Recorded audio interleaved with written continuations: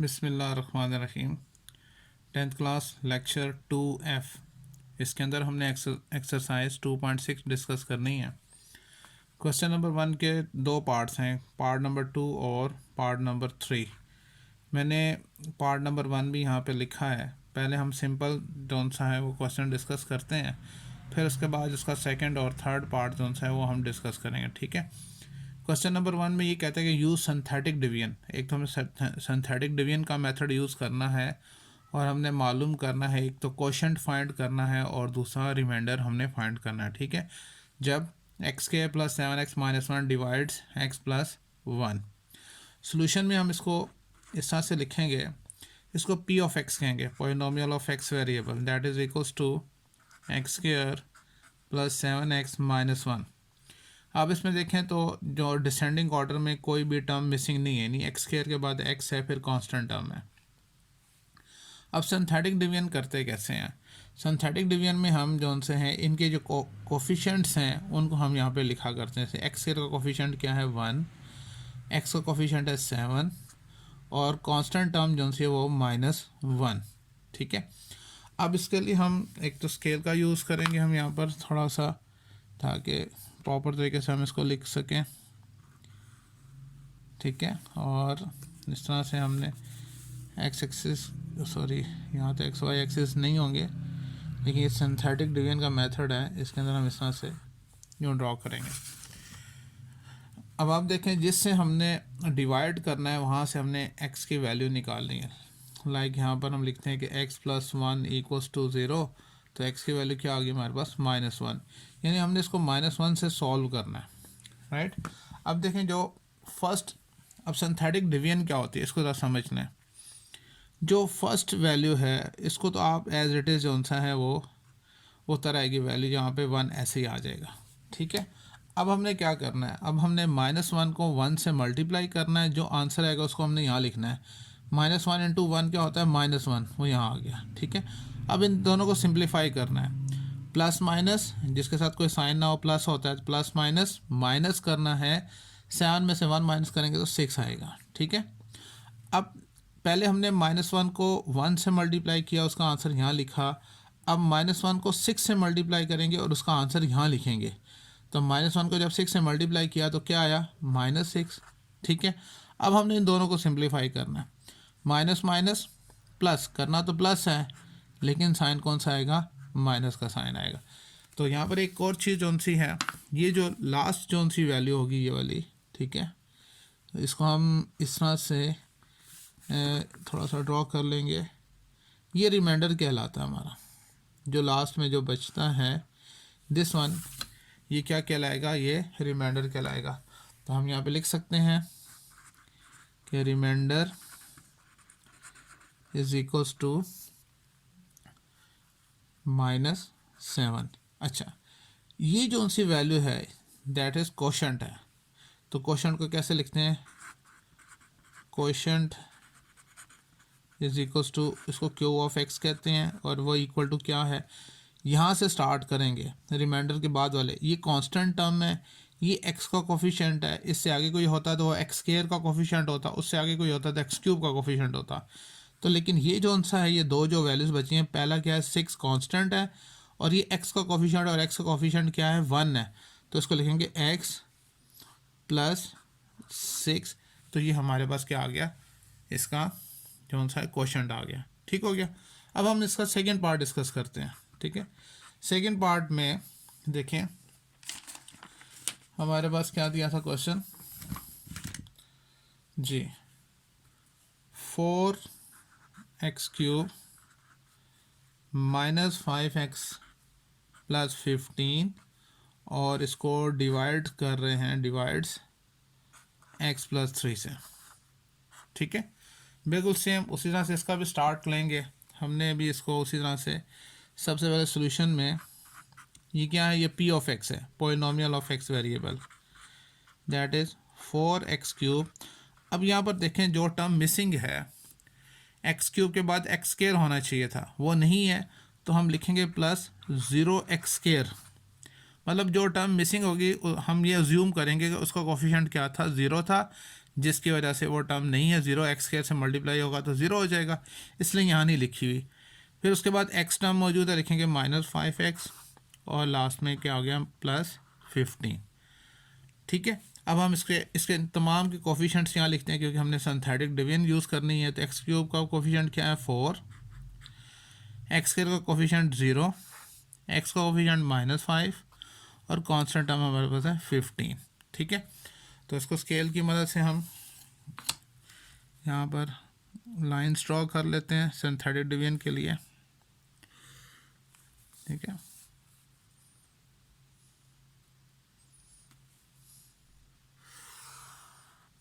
जी मैंने समझाया था कि जो फर्स्ट वैल्यू है इसने तो एज इट इज़ आ जाना, ये 4 ने तो एज इट इज़ आ जाना। अच्छा, इसको सॉल्व किससे करना है, जिससे हम डिवाइड कर रहे हैं उस वहाँ से हमने x की वैल्यू निकाल लेनी। किससे डिवाइड कर रहे थे, x + 3 = 0, तो x किसके इक्वल हो गया -3 के। -3 से हमने यहाँ से सॉल्व करना है, समझ में आ रही, जिससे डिवाइड कर रहे हैं उससे हमने x की वैल्यू निकालनी है। और ये अब -3 को 4 से मल्टीप्लाई करें तो 3 4 12, तो -12 आएगा। ठीक है, इन दोनों को हमने सिंप्लीफाई करना है, -12 में +0 करें तो -12 भी आएगा आंसर। अब -3 को -12 से मल्टीप्लाई करना है तो आंसर यहाँ लिखना है, एक तो माइनस माइनस प्लस हो गया और 12 3 36। ठीक है, अब इन दोनों को सिंप्लीफाई करना है, प्लस माइनस माइनस करना है लेकिन साइन प्लस का रहेगा, तो ये आ जाएगा 31। -3 ने 31 से मल्टीप्लाई होना है, एक तो माइनस प्लस माइनस हो जाएगा, दूसरा 3 1 3 और 3 3 9। अब लास्ट में जो बचेगा ये हमारा क्या होगा, ये रिमाइंडर कहलाना है। ठीक है, तो हम इसके लिए यहाँ से यूँ ड्रॉ कर लेते हैं जो भी रिमाइंडर आएगा। जी, अब हमने प्लस माइनस माइनस करना है, साइन भी माइनस का आएगा। यहाँ से कैरी किया 13 में से 5 माइनस करेंगे तो क्या आ जाएगा 8, और यहाँ क्या रह गया 8 में से 1 माइनस करें तो 7, तो 78 जो सा है वो हमारे पास क्या कहलाएगा, वो रिमाइंडर कहलाएगा। तो हम यहाँ पे लिखेंगे कि रिमाइंडर इज इक्वल्स टू -78। और ये क्या है, ये क्वोशंट है, तो उसको कैसे लिखेंगे, quotient is equals to q of x variable is equals to, मैंने क्या समझाया था, मैंने आपको समझाया था कि ये जो सा है ये कांस्टेंट टर्म में है। ठीक है, ये x का कोफिशिएंट है, ये x स्क्वायर का कोफिशिएंट है, तो इसको लिखेंगे कैसे, ये अगर x स्क्वायर का कोफिशिएंट है तो ये 4x स्क्वायर, फिर ये माइनस का साइन आ जाएगा, ये x का कोफिशिएंट है दैट इज़ 12x, और +31 ये कांस्टेंट वैल्यू है। तो ये इस तरह से हमने जो सा है वो रिमाइंडर भी फाइंड कर लिया और क्वोशंट भी फाइंड कर लिया। क्लियर हो गया। इसके बाद जो थर्ड पार्ट है, x³ + x² - 3x + 2 divides x - 2 से हमने उनको डिवाइड करना है। तो सोल्यूशन में उसी तरह से हम लिखेंगे ये polynomial of x variable that is given है x³ + x² - 3x + 2। अब इसमें देखें कोई भी टर्म मिसिंग नहीं है, x³ के बाद स्क्वायर भी है, x भी और कांस्टेंट टर्म भी है। इसकी जिससे हमने डिवाइड करना है वहाँ से हम x की वैल्यू निकाल लेते हैं, इक्वल टू 0 करके, तो x की वैल्यू हमारे पास क्या आ गई 2 आ गई। हमने सिंथेटिक डिवीजन की मदद से रिमाइंडर भी फाइंड करना है और क्वोशंट भी फाइंड करना है। ठीक है, इस क्वेश्चन में हमने ये, तो x³ का कोफिशिएंट क्या है वो 1 है, x² का कोफिशिएंट 1 है, x का कोफिशिएंट -3 है और कांस्टेंट टर्म 2 हमारे पास यहाँ आ जाएगी। ठीक है, तो स्केल की मदद से हम इसको यहाँ पे सिंथेटिक डिवीजन के लिए लाइंस ड्रॉ कर लेते हैं लाइक। ठीक है, तो इस तरह से,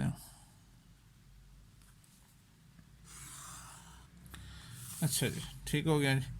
अब इसके बाद देखें, अब इसको हमने सॉल्व किससे करना है, 2 से सॉल्व करना है। 2 हम यहाँ लिखते हैं, मैंने बताया था कि फर्स्ट वैल्यू जो सी है वो तो ऐसी आ जाएगी जैसे ये 1 तो एज इट इज़ आ जाएगा। ठीक है, तो उसके बाद 1 ऐसे आ गया। अब किस तरह सॉल्व करना है, 2 को 1 से मल्टीप्लाई करना है, जो आंसर आएगा तो इसके नीचे लिखेंगे 2 1 2। अब इन दोनों को सिंप्लीफाई करना है, 2 + 1 3 हो जाएगा। अगेन 2 को 3 से मल्टीप्लाई करेंगे, जो आंसर आएगा यहाँ लिखेंगे 2 3 6। तो प्लस माइनस माइनस करना है, लेकिन साइन प्लस का रहेगा तो 3 आ जाएगा। 6 में 3 माइनस करें 3, 2 3 आर अगेन 6, तो दोनों का साइन सेम है, प्लस प्लस प्लस, तो 6 + 2 क्या होता है 8 होता है। ठीक है, अब चूँकि ये लास्ट में हमारे पास क्या आना है, रिमाइंडर ने आना है, तो हम इसके लिए यूँ लाइन ड्रॉ कर लेते हैं। ठीक हो गया। अच्छा जी, तो अब हमारे पास क्या रिमाइंडर है, हम लिख सकते हैं कि रिमाइंडर इज इक्वल्स टू 8, और क्वेश्चन क्या हो जाएगा, क्वेश्चन। इसके बाद देखिए क्वेश्चन नंबर 2, उसमें ये कहता है कि find the value of H. अब हमने एच की वैल्यू फाइंड करनी। क्वेश्चन नंबर 1 में वो आपसे रिमाइंडर और क्वेश्चन पूछ रहा था, लेकिन क्वेश्चन नंबर 2 में अब थोड़ा सा चेंज हो गया। अब आपसे कहता है find the value of H using synthetic division method, वो यूज़ करना है अगर ऐसा हो कि 1 is the zero of the polynomial. 1 is the zero of the polynomial का मतलब ये है कि अगर हम इसको 1 से सॉल्व करें तो रिमाइंडर इसका ज़ीरो आना चाहिए।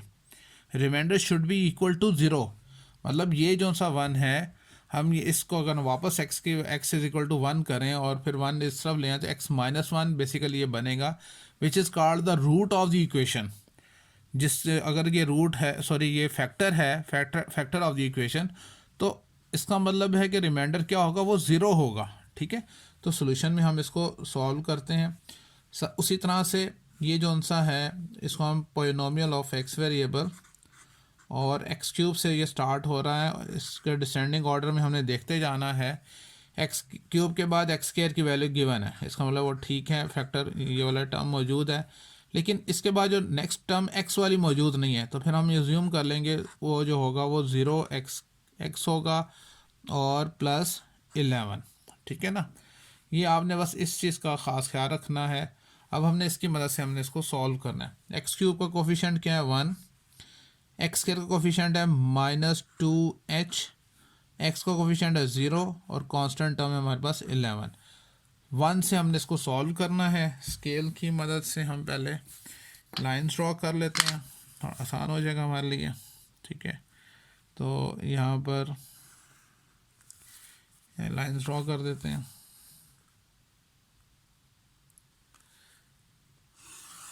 ठीक है, अच्छा अब हमने क्या करना है, 1 से इसको सॉल्व करना है। जैसे बताया था कि जो फर्स्ट जो उनसे जो भी वैल्यू यहाँ पर होगी वो एज इट इज आ जाएगी, 1 ऐसे ही आ जाएगा। ठीक है, अब हमने क्या करना है, 1 को 1 से मल्टीप्लाई करें, जो आंसर है को यहाँ लिखना है, तो 1 1 ज़र 1, इन दोनों को सिंप्लीफाई करना है। ये एच वाली टर्म है, ये विदाउट एच है, तो हम इसको साथ साथ लिख सकते हैं, लेकिन ऐड या सब्ट्रैक्ट नहीं कर सकते। अगेन 1 जब इससे मल्टीप्लाई होगा तो 1 - 2h, दोनों को सिंप्लीफाई करें, अगेन यही आ जाएगा 1 - 2h। 1 इससे मल्टीप्लाई होगा तो 11 के नीचे ऐसे आ जाएगा 1 - 2h। ठीक है, तो लास्ट में क्या आएगा हमारे पास, ये 11 + 1 में ये हो जाएगा 12 - 2h आ जाएगा। ठीक है, क्योंकि लास्ट में क्या ये हमारा रिमाइंडर है, तो यहाँ पर लाइन्स ड्रॉ कर देते हैं ऐसे। ठीक है, अब रिमाइंडर हमारे पास क्या आया, ये आया। ठीक है, हम यहाँ पे लिखते हैं कि रिमाइंडर जौन सा है, remainder should be equal to 0। इसको तो 0 के इक्वल होना चाहिए था, क्यों, उसने गिवन में कहा था कि 1 is the zero of the polynomial, तो ये रिमाइंडर तो 0 के इक्वल होना चाहिए था। तो रिमाइंडर जो भी आएगा हम उसको 0 के इक्वल लिख देंगे। अब हमने बेसिकली क्या करना है, एच की वैल्यू फाइंड करनी है। 12 यहाँ रहेगा, जिसकी वैल्यू निकालनी है उसका पॉजिटिव होना ज़रूरी है, तो ये -2h है, उस तरफ जाके +2h हो जाएगा। 2 मल्टीप्लाई हो रहा है, इस तरफ आकर डिवाइड हो जाएगा, तो h की वैल्यू हमारे पास क्या आ गई, 6 आ गए। ठीक है, और ये हमारे जौन सा है हमसे उसने पूछा था। समझ में आ गई आपको।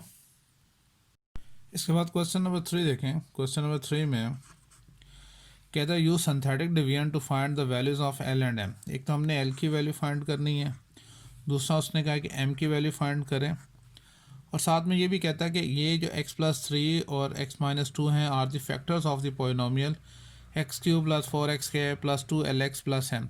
इस पोलिनोमियल के ये दोनों के दोनों क्या हैं, फैक्टर हैं। तो इसका मतलब ये हुआ जब इससे सॉल्व करेंगे तो रिमाइंडर ज़ीरो आएगा और इससे भी सॉल्व करेंगे तो रिमाइंडर ज़ीरो आना चाहिए, ठीक है। फैक्टर का मतलब ये है कि remainder should be equal to zero. अब हम जो गिवन इक्वेशन है ये वाली क्वाड्रेटिक इक्वेशन, सॉरी क्वाड्रेटिक नहीं, क्यूबिक इक्वेशन है ये, हम इसको लेट कर लेते हैं क्यूबिक एक्सप्रेशन है, सॉरी इक्वेशन नहीं। Let p of x polynomial of x variable is equals to x cube plus 4x square plus 2lx plus m, ठीक है। इसमें कोई भी टर्म मिसिंग नहीं है, क्यूब से नीचे सब टर्म्स मौजूद हैं। अब चूँकि सिंथेटिक डिवीजन से हमने सॉल्व करना है, एक्स क्यूब का कोफिशिएंट क्या है 1, एक्स स्क्वायर का कोफिशिएंट 4, एक्स का कोफिशिएंट 2l और m का कोफिशिएंट यहाँ पर आ जाएगा, m खुद ही आ जाएगा, बेसिकली कांस्टेंट टर्म है। और दोनों के फैक्टर हैं पहले इससे, यानी x प्लस 3 इक्वल्स टू 0, तो x की वैल्यू क्या आ जाएगी, -3 आ जाएगी। यानी हमने इसको -3 से सॉल्व करना है। पहले हम इसको ड्रॉ कर लेते हैं यहाँ पर।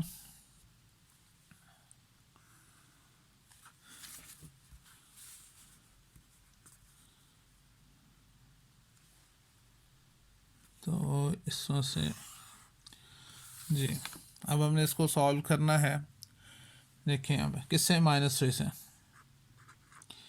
जी मैंने आपको समझाया था कि फ़र्स्ट वैल्यू तो एज इट इज़ आ जाएगी, ये 1 ऐसे ही आ जाएगा। अब बाकी हमने इसको सॉल्व करना है जैसे हमने पहले वाले क्वेश्चंस किए थे उसी तरह से। -3 को 1 से मल्टीप्लाई करें तो -3 1 -3 आ जाएगा। इन दोनों को सिंप्लीफाई करें तो प्लस माइनस माइनस, 4 में 3 क्या 1 आ गया। अगेन -3 1 से मल्टीप्लाई होगा तो -3।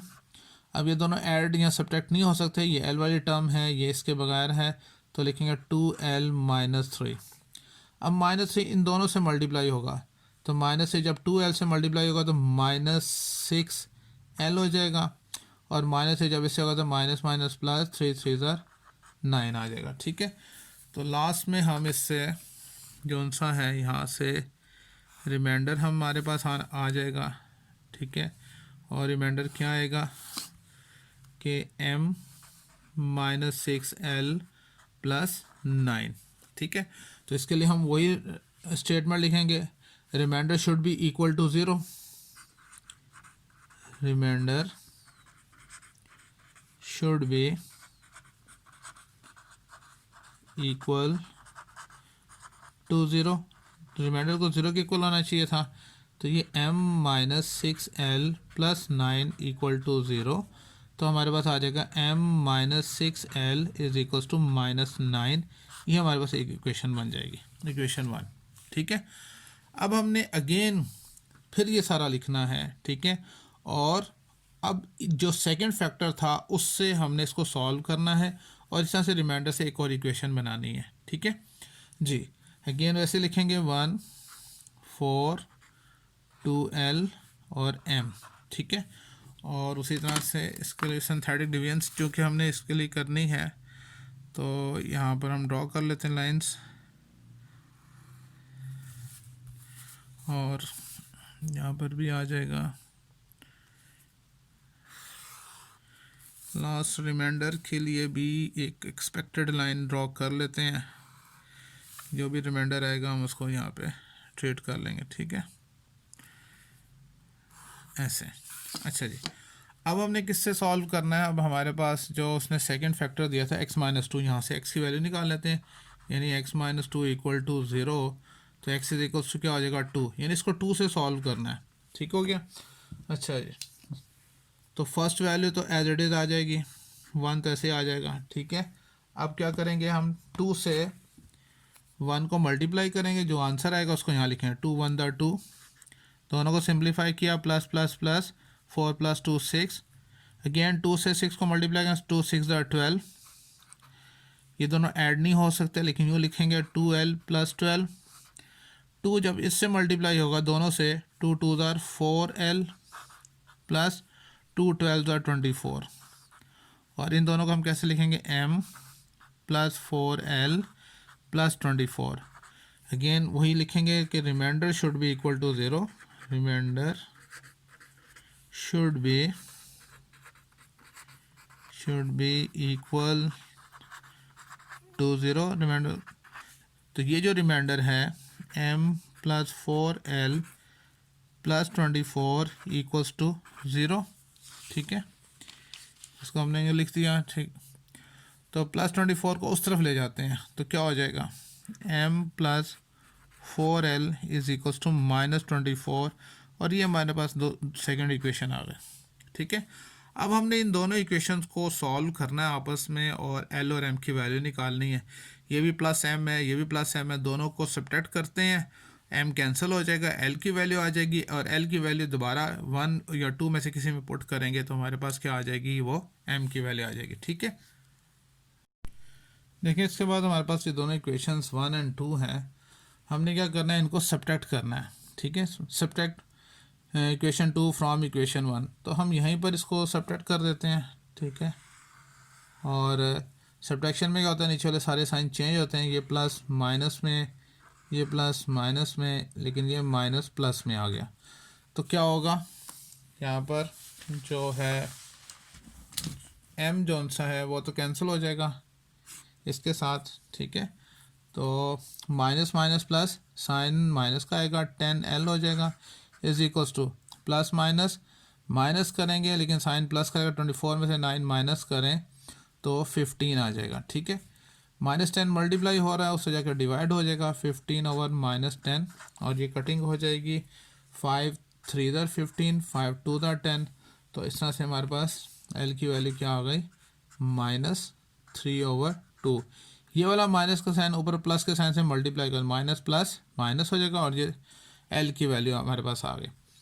l की वैल्यू अब इक्वेशन 1 में डाल दें या 2 में डाल दें, तो उससे हम क्या करेंगे, m की वैल्यू निकाल सकते हैं, तो लिखेंगे put l is equals to -3/2 in equation 1, तो क्या आ जाएगा m -6, और l की जगह यानी -3/2 उसकी वैल्यू डाल दी, इज इक्वल्स टू -9, ठीक है। अब देखें यहाँ पर 2 1 दर 2 3 दर, ये से कैंसिल हो गया, अब हमारे पास क्या बचेगा, m माइनस माइनस प्लस हो गया, 3 3 दर 9 इज इक्वल्स टू -9, और m इज इक्वल्स टू -9, ये माइनस प्लस 9 हो जाएगा, ये भी -9 हो जाएगा, तो m इज इक्वल्स टू -18 आ जाएगा।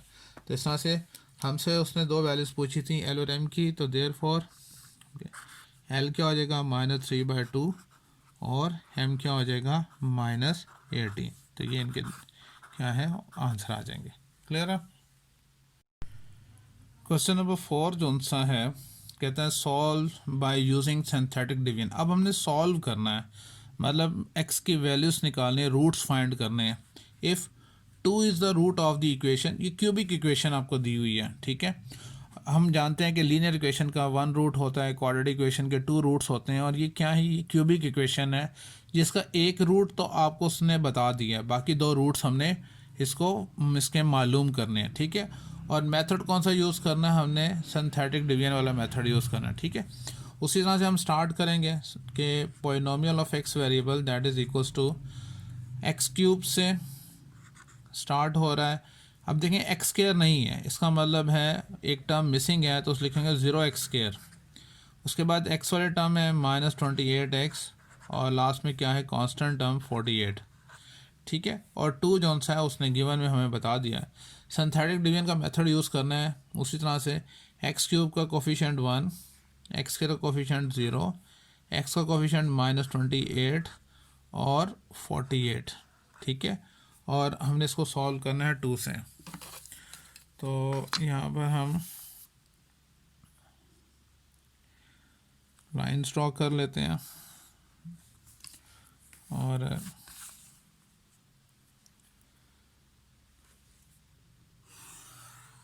ठीक है, लास्ट में रिमाइंडर के लिए भी ड्रॉ कर लेते हैं, बाद में फिर हमें, अच्छा जी।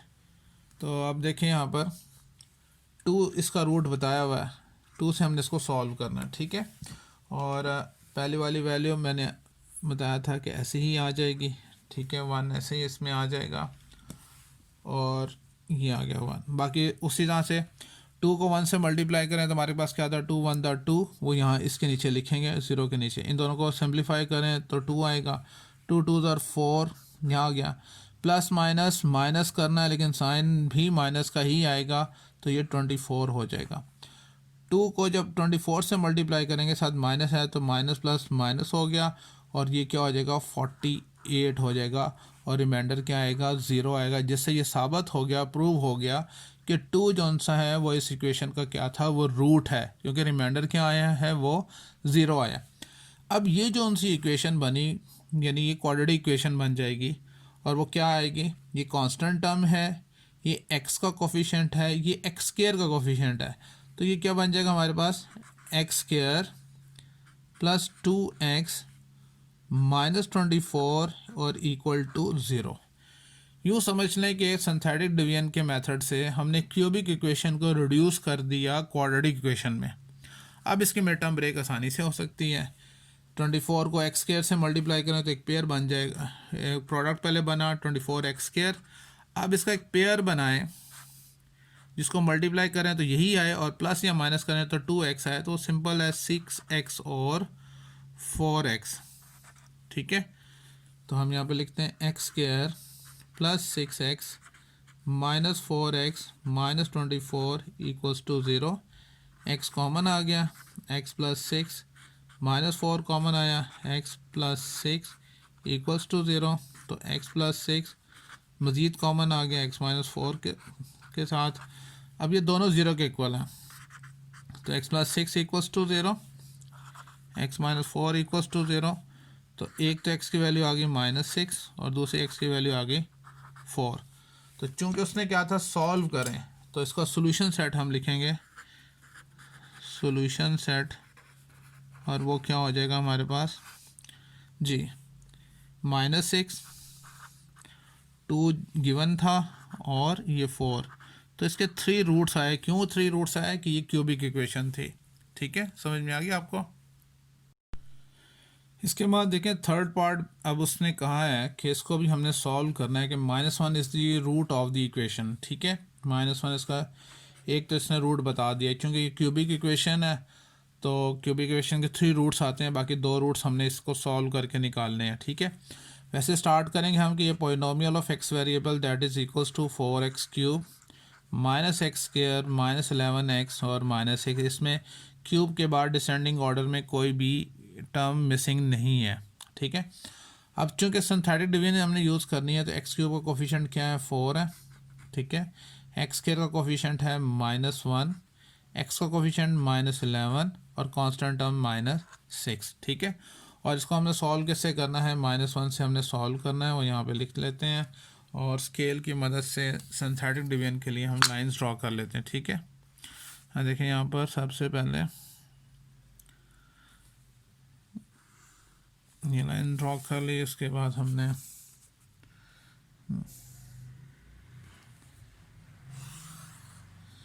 लास्ट में रिमाइंडर के लिए भी एक लाइन ड्रॉ कर लेते हैं, एक्सपेक्टेड रिमाइंडर जो भी होगा यहाँ पर, क्योंकि वो रूट है तो रिमाइंडर तो 0 आना चाहिए। ठीक है ना, क्योंकि remainder should be equal to 0, क्योंकि 1 is the root of the equation.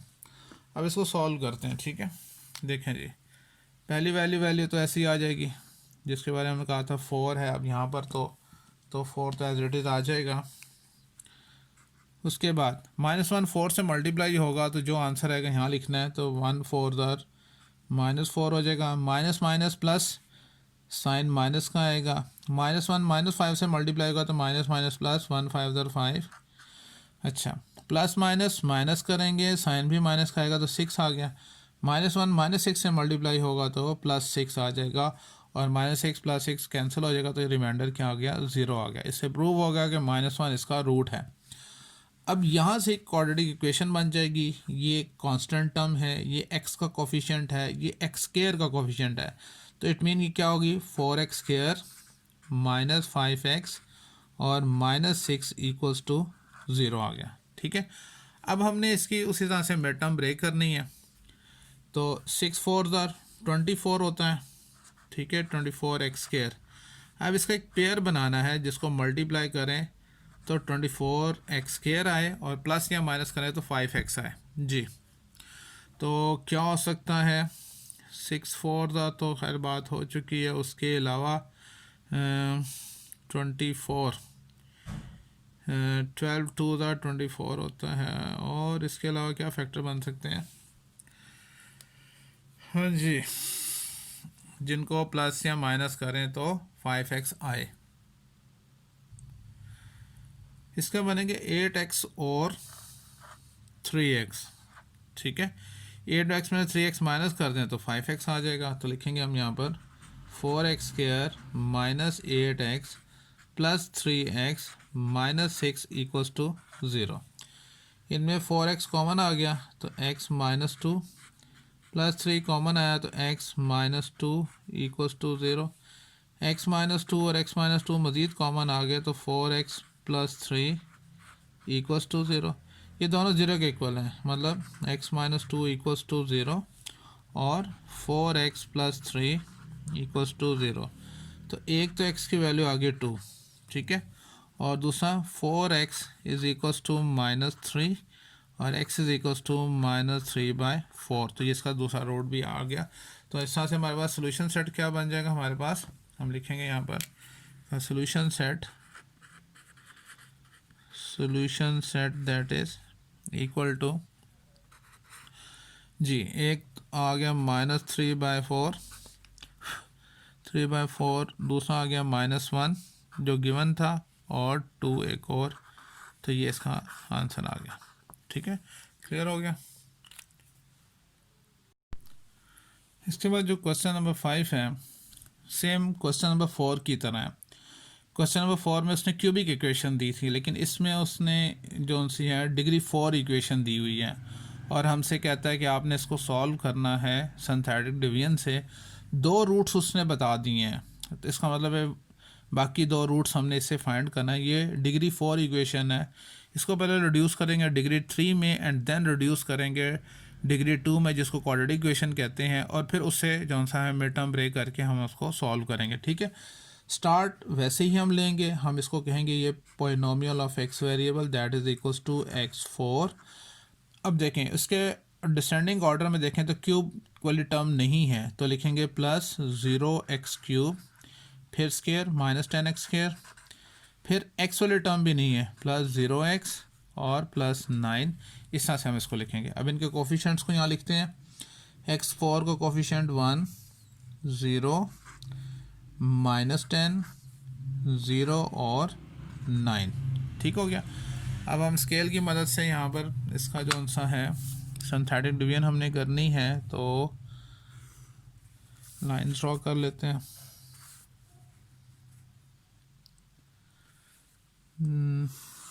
ठीक हो गया, और लास्ट में यहाँ पे रिमाइंडर की भी लाइन ड्रॉ कर लेते हैं,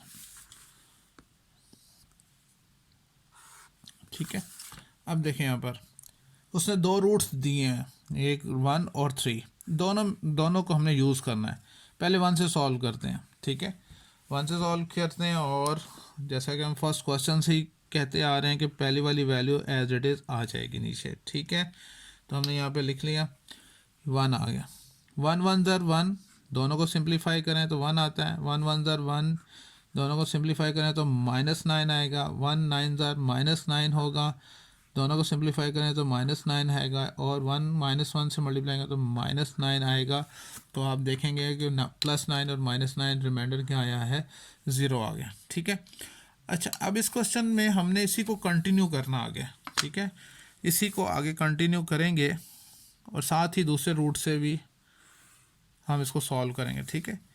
कंटिन्यू करने का मकसद ये है कि क्योंकि उसने कहा था गिवन में, हमें बता दिया था कि दोनों क्या है, रूट्स हैं इसके, 1 भी और 3 भी, तो हम इसको कंटिन्यू इस तरह से कर सकते हैं।